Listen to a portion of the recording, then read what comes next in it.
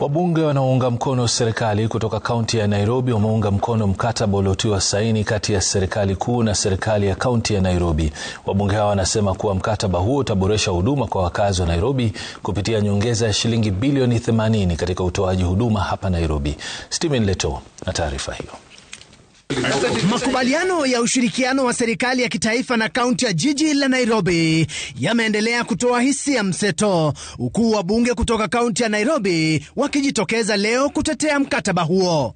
Wabunge hao wanasema wameamua kuunga mkono makubaliano hayo yanayoipa Nairobi nyongeza ya fedha za shilingi bilioni 80 na kuwa mkataba huo ni ushirikiano tu na sio kuhamisha kazi. Capital cities across the world operate through structured collaboration between the national and city administrations. Nairobi must not and will not be denied the same opportunity to modernize, compete globally and provide dignified services to its residents. Wabunge hao aidha wametetea madai kuwa wakazi wa Nairobi hawakuhusishwa kabla ya makubaliano kufanyika. Remember that the constitution was written by the people of Kenya. So where public participation comes in is a requirement to ask the people what they think. But in this case, the people already wrote into the constitution that there shall be cooperation. And this is not a handover, it is cooperation. Somebody is out there confusing wananchi that it is transfer of function, that Sakaja has now just been rendered useless, he is supposed to go home, that people are bringing NMS in Nairobi. Far from the truth.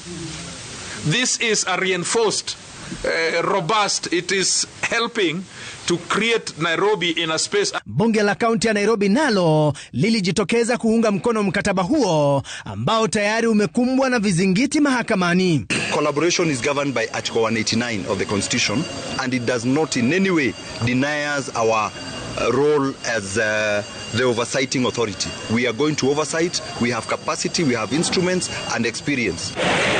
Hata hivyo, kinara wa Wiper Kalonzo Musyoka ambaye alijitokeza kupiga kura katika uchaguzi wa chama cha mawakili amepinga mkataba huo akisema umekiuka sheria za ugatuzi. The way they want to approach it is wrong and we continue to tell them so. You cannot deal a deathly blow on devolution and pretend you're having a special cooperation arrangement. Stephen Leto, runinga ya Citizen.